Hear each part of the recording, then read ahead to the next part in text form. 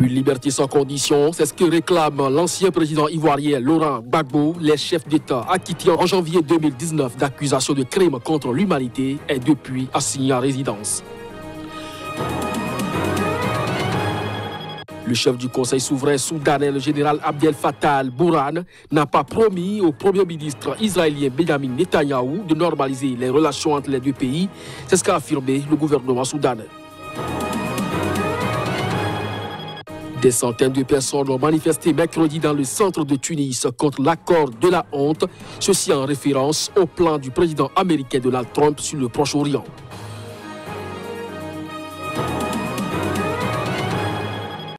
Ainsi se présente le sommaire de cette édition. Bonjour à chacun, bonjour à tous et bienvenue. Une liberté sans condition, c'est ce que réclame l'ancien président ivoirien Laurent Gbagbo, l'ex-chef d'État, acquitté en janvier 2019 d'accusations de crimes contre l'humanité, est depuis assigné à résidence. Reportage. Laurent Gbagbo, reconnu non coupable de crimes commis entre 2010 et 2011 au cours des violences post-électorales en Côte d'Ivoire, vit depuis lors en Belgique en résidence surveillée. Il a été maintenu en détention à La Haye pendant plus de 7 ans dans l'attente d'un verdict des juges dans l'affaire. La Cour pénale internationale, qui tient des audiences sur l'affaire jusqu'à ce vendredi, n'a pas indiqué la date à laquelle les juges rendront leur décision. En attendant, la défense a estimé lors d'audience que sur le principe, il ne peut être imposé des restrictions à la liberté d'une personne acquittée. Car une personne acquittée, dit-elle, doit pouvoir exercer l'intégralité de ses droits, y compris ses droits civils et politiques. Pour les avocats, la seule issue logique est d'abandonner toutes les conditions restrictives de liberté.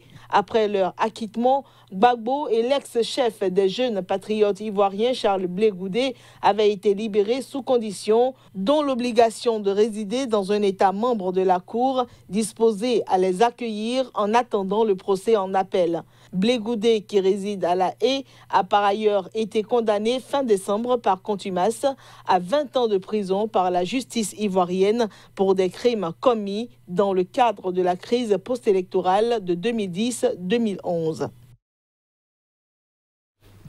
L'armée soudanaise apporte son soutien au général Abdel Fattah al-Burhan, chef de l'instance qui supervise la transition vers un pouvoir civil au Soudan. C'est ceci après sa rencontre surprise avec le Premier ministre israélien Benjamin Netanyahou en Ouganda. Reportage. Khartoum, comme la plupart des capitales arabes, n'entretient pas de relations avec Israël. Le général Burhan, chef du Conseil souverain, a rencontré Netanyahou lundi dans la ville ougandaise d'Entebbe sans l'annoncer au préalable à cette instance formée quelques mois après la décision d'Omar el-Béchir en avril 2019 sous la pression d'un mouvement de contestation inédit. Le général Burhan a indiqué mardi dans un communiqué que cette rencontre avait été motivée par sa volonté de préserver la sécurité nationale de son pays.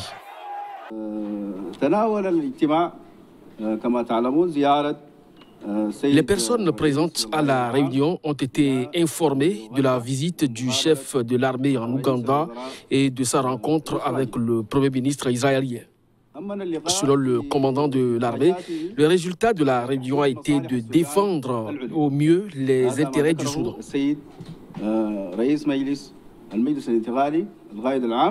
Mercredi, l'armée lui a apporté son soutien après une réunion de haut gradé à Khartoum. Jusqu'ici, le Soudan avait pris part au boycott d'Israël par les pays arabes pour protester notamment contre l'occupation des territoires palestiniens.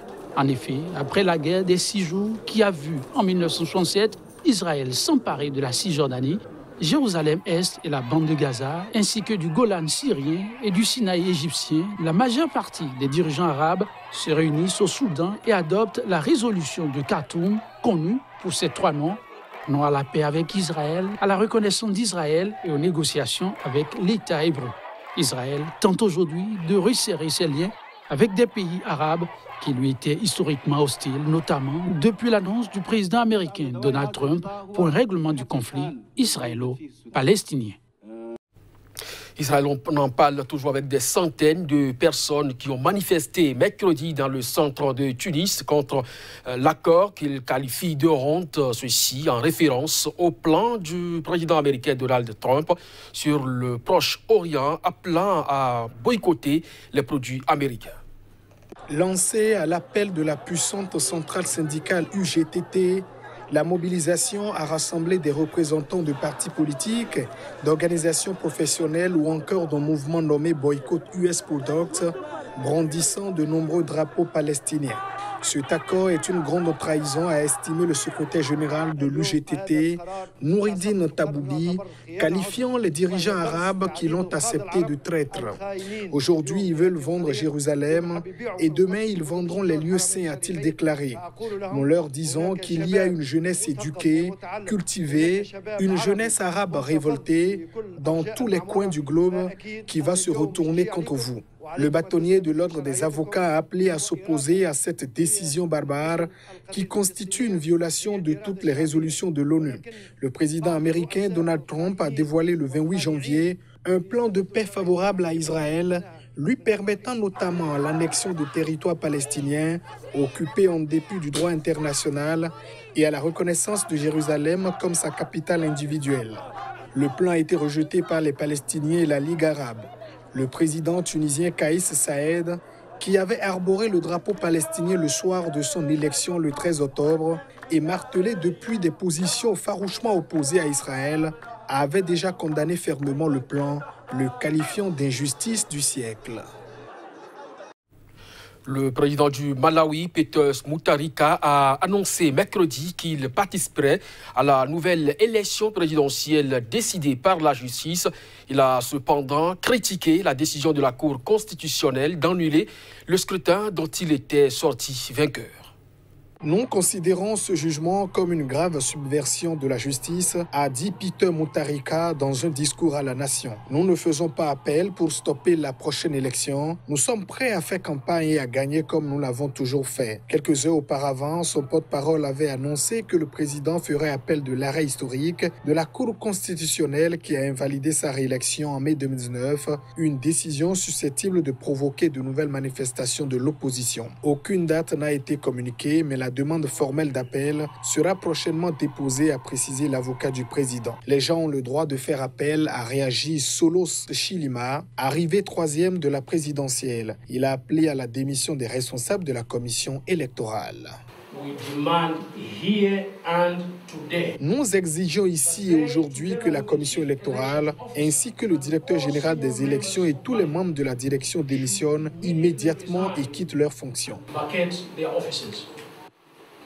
Le tribunal les a déclarés incompétents. Ils n'ont pas leur place dans la gouvernance du nouveau Malawi. Solos Chilima, qui a retrouvé à la faveur de l'arrêt lundi de la Cour constitutionnelle son poste vice-président qu'il occupait avant l'élection présidentielle, a également qualifié l'arrêt de victoire pour les patriotes. C'est la première fois qu'une élection présidentielle est annulée au Malawi, deuxième pays après le Kenya en 2017 à prendre une telle décision en Afrique. Le bilan du coronavirus en Chine a encore augmenté ces derniers jours avec 563 victimes et plus de 28 000 personnes diagnostiquées. Face à la panique générale et aux scènes de détresse continuelle, l'ambassadeur de la Chine près le Bénin, Qin Taoping, se veut rassurant. Il a accordé un entretien à la rédaction de SICA. Nous vous proposons de suivre ici un extrait de ses propos. On a pris beaucoup de mesures au niveau national, provincial, régional et communal. C'est pourquoi une quarantaine de villes peuvent fermer. C'est exceptionnel. Mais aussi, il faut avoir de courage. Parce que c'est pour couper la propagation de virus à l'extérieur. Mais une fois fermé, comment faire? Il faut faire vivre toutes les personnes là-dedans. Et les mesures sont prises, quartier par quartier, cité par cité, route par route, maison par maison, pour faire des enquêtes, pour guérir les infectés, trouver les suspects, traiter les suspects, et aussi pour faire éviter d'être contaminé par les autres, c'est-à-dire couper. toute la population est mobilisée. Mobilisée d'abord par les informations, mais aussi par la communication des savoirs sur le virus, les savoirs sur la protection contre le virus. Tout ça, il faut une mobilisation générale. Et cette force de mobilisation, ça existe seulement en Chine. Dans les autres pays, on n'a pas vu. Vous suivrez l'intégralité de cet entretien sur nos antennes ce vendredi à partir de 8h15 GMT. Aux États-Unis, les clivages entre républicains et démocrates s'accentuent alors que le président américain venait d'achever son discours sur l'Union. La chef de la Chambre des représentants a déchiré une copie de son allocution. C'est la manière choisie par la démocrate Nancy Pelosi pour marquer son désaccord avec Donald Trump. Reportage. L'image fait le tour des médias américains et du monde depuis mardi. La chef de la Chambre des représentants, Nancy Pelosi, n'a pas hésité à déchirer le discours du président américain après son discours sur l'Union au Congrès. La chef démocrate de la Chambre des représentants a manifesté à sa façon son désaccord avec le milliardaire américain. Nancy Pelosi, suivant la tradition, était debout derrière le chef de la Maison-Blanche. Donald Trump a vanté ses promesses tenues et une économie rugissante. La division qui règne dans la classe politique, comme dans le pays, était palpable lors de ce traditionnel discours sur l'état de l'Union. Contrairement à tant d'autres avant moi, dit Donald Trump, je tiens mes promesses. Son allocution est sans cesse coupée par des ovations des républicains, tandis que dans l'autre moitié de l'hémicycle, l'opposition démocrate restait assise et le plus souvent de marbre. Le président des États-Unis a ostensiblement évité de serrer la main que lui tendait la chef démocrate de la Chambre des représentants, Nancy Pelosi. À la fin de son allocution, Nancy Pelosi a déchiré dans un geste spectaculaire la copie du discours du président américain. Ce mercredi, Donald Trump a été acquitté par le Sénat au terme de 2 mois de procès. Ce sera donc tout pour ce journal. Merci à vous de nous avoir suivis. Très bonne journée en compagnie des programmes de SICA. À très bientôt.